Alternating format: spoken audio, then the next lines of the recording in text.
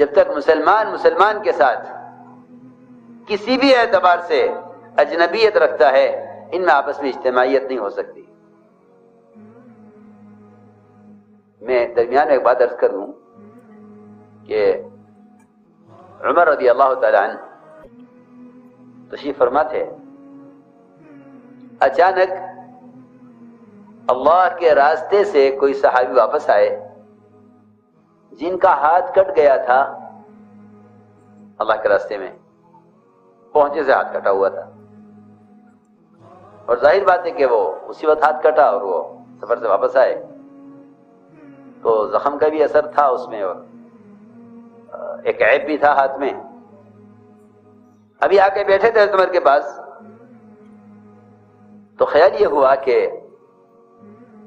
دسترخوان لگنے لگا کھانے کا، تو یہ اس خیال سے آہستہ سے کھسک گئے وہاں سے اور پیچھے ہٹ گئے کہ دسترخوان لگ رہا ہے کھانے کا اور میرا ہاتھ یہ کٹا ہوا ہے، اور یہ دسترخوان میں بیٹھنے والے ان کے ساتھی اور خود حضرت عمر رضی اللہ تعالی عنہ یہ میرے ساتھ کھانا پسند نہیں کریں گے، گھن کریں گے میرے ہاتھ کی وجہ سے۔ یہ سوچ کر یہ صحابی پیچھے ہٹ گئے۔ حضرت عمر سمجھ گئے کہ یہ یہاں سے غائب ہونا چاہتا ہے دسترخوان سے صرف اس لیے کہ اس کا ہاتھ کٹا ہوا ہے۔ حضرت عمر سمجھ گئے، فرمایا کہاں جا رہے ہو؟ یہاں آؤ، بیٹھو دسترخوان پر۔ ان کو بٹھایا۔ جب کھانے کا برتن آیا، کھانے کا جب برتن آ کر رکھا گیا تو عمر رضی اللہ فرمایا کہ میں نے یہ قسم کھا لی ہے کہ جب تک تم اپنا کٹا ہوا ہاتھ اس کھانے میں نہیں گھما دو گے ہم میں سے کوئی کھانا نہیں کھائے گا۔ محبتیں ایسے پیدا کی گئی تھی۔ غیروں نے تو مسلمانوں کو اچھوت بنایا ہے کوشش کر کے۔ آپ دیکھیں گے کہ میاں بیوی، باپ بیٹے، بھائی بھائی، بہن بھائی ایک پلیٹ میں نہیں کھا سکتے، اور یہ فیشن چل پڑا ہے اور ہمارے تبلیغ بھی داخل ہو گیا ہے کہ دسترخوان پر پلیٹیں رکھی جاتی ہیں الگ الگ سب کے لیے۔ حضور اکرم صلی اللہ علیہ وسلم سے صحابہ نے شکایت کی کہ یا رسول اللہ ہم کھانا کھاتے ہیں پیٹ نہیں بھرتا، کھانا کافی نہیں ہوتا۔ آپ نے جواب میں یہ نہیں فرمایا کہ کھانا زیادہ بناؤ، یہ نہیں فرمایا کہ فلاں دعا پڑھ لیا کرو۔ ارے سنو تو صحیح، میں کیا کہہ رہا؟ برکت کے لیے دعا نہیں بتائی،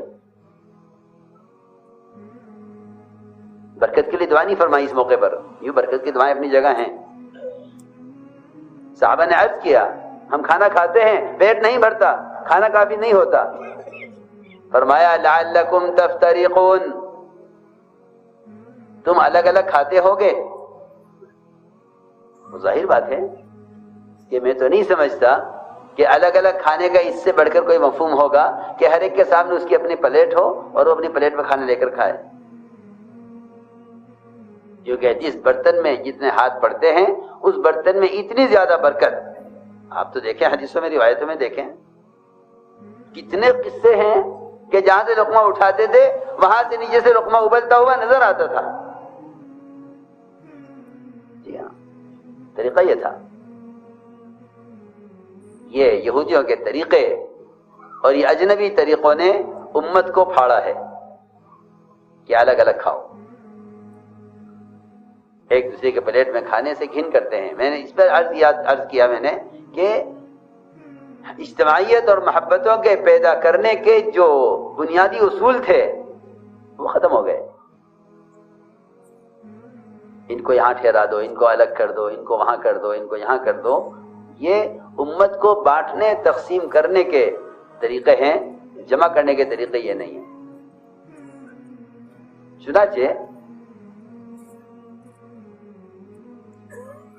رؤسائے مشرکین انہوں نے کہا کہ یہ آپ کے ساتھ فقراء صحابہ ہیں جن کی حیثیت ہمارے غلاموں کی بھی نہیں ہے، ہم ان کے ساتھ بیٹھنا پسند نہیں کرتے، ہم آپ کی بات سننا چاہتے ہیں۔ اور ظاہر بات ہے کہ کوئی مشرک یہ کہے آپ سے کہ ہم آپ کی بات سننا چاہتے ہیں، آپ تو حریص ہیں، ستانے والوں کی ہدایت چاہتے ہیں، انکار کرنے والوں کی ہدایت چاہتے ہیں، آپ کو جھوٹا کہنے والوں کی ہدایت چاہتے ہیں، پھر جو ہدایت کی طلب لے کر آ رہے ہیں آپ ان کی ہدایت کیوں نہ چاہیں گے؟ کہا جی ہماری حیثیت، ہمارا مزاج، ہمارا مقام ایسا ہے کہ ہم ان آپ کے غلاموں کے ساتھ بیٹھنا نہیں پسند نہیں کرتے. یہ صہیب، سلمان، بلال، آپ کے فقراء صحابہ، ان کپڑوں سے بو آتی ہے، بدبو آتی ہے، ان کے ساتھ بیٹھنا پسند نہیں کرتے. آپ نے فرمایا ٹھیک ہے، تو کیا چاہتے ہو کہ ہمارے لیے مذاکرے کا اور ہمارے لیے بیان کا اور ہمارے جوڑ کا الگ موقع، الگ وقت ہونا چاہیے، ہمارا جوڑ الگ ہونا چاہیے عوام الناس سے. فرمایا ٹھیک ہے.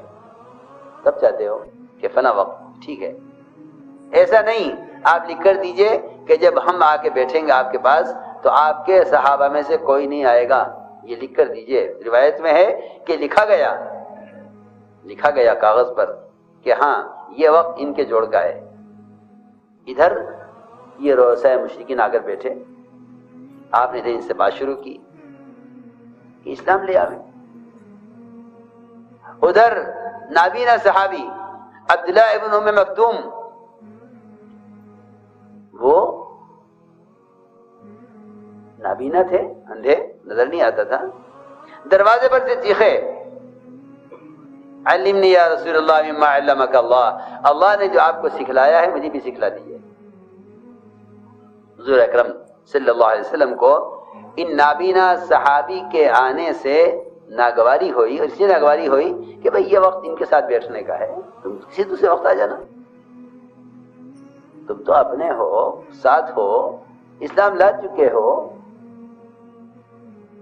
تمہیں اس وقت آنے کی کیا ضرورت تھی؟ اللہ کی شان یہ کہ اللہ تعالیٰ اس موقع پر نابینا کو لائے.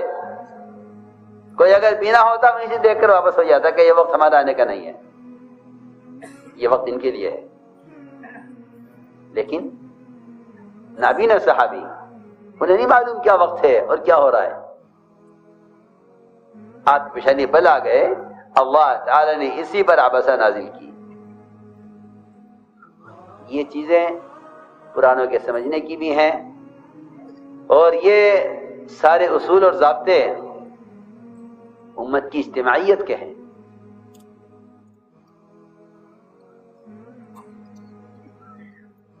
ادھر آپ کی پیشانی میں بل آئے اور ادھر عبسہ نازل ہوئی. اللہ نے آپ کو تنبیہ کی کہ نبی جی آپ نے کیا کیا؟ جن میں استغنا ہے ان کی کوشش، اور جو طلب لے کر آ رہے ہیں ان سے آپ کی پیشانی میں بل آ گئے. میں اس سارے واقعے سے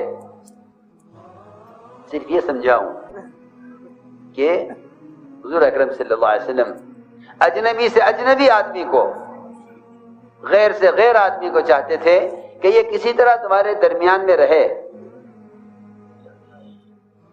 اسی تمہارے درمیان میں رہے. یہاں تک بھی فرمایا ہے وَإِنْ أَحَدٌ مِّنَ الْمُشْرِكِينَ اسْتَجَارَكَ فَأَجِرْهُ حَتَّى يَسْمَعَ كَلَامَ اللَّهِ. اللہ اکبر. کہ تم انہیں اپنے ماحول میں لاؤ. اگر تم سے پناہ چاہتے ہیں پناہ دو ان کو، تاکہ تمہارے ماحول میں آ کر قرآن سنیں. اس لیے کہ نہیں جانتے ہیں. میرے دوستو عزیزو، میں نے ساری بات یہ سمجھانے کے لیے عرض کی تھی کہ دوسری نسبت وہ قوم اور قبیلے کی ہے، ایک نسبت زبان کی ہے، ایک نسبت یہ قوم اور قبیلے کی ہے. فرمایا کہ ان نسبتوں کے ساتھ دعوت کا کام نہیں چلے گا. ہم تو اللہ مجھے معاف فرمائے ایک ہونے کے بعد اجنبی نظر سے دیکھیں، وہاں غیروں کو اجنبی نظر سے دیکھنے کی اجازت نہیں ہے. وہاں ہر ایک کو اپنا ایک نظر سے دیکھو، اس لیے کہ امت کو جمع کرنا ہے. اس لیے ہم نے عرض کیا کہ حضور اکرم صلی اللہ علیہ وسلم کی دعوت کی جو سب سے بنیادی آپ کی دعوت کا جو بنیادی اصول ہے وہ یہ ہے کہ آپ صلی اللہ علیہ وسلم کسی انسان کا درجہ اس سے کم نہیں سمجھتے تھے کہ آپ اس کو خود دعوت دیں. آپ کسی کا درجہ سے کم نہیں سمجھتے کہ آپ اس کو خود دعوت دیں. اس سے اس سے امت بنی تھی، اس سے امت بنی تھی کہ آپ نے قومیت کی اور زبان کی اور علاقائیت کی، ان تمام اور رنگ کی نسبت سے امت کو نکالا۔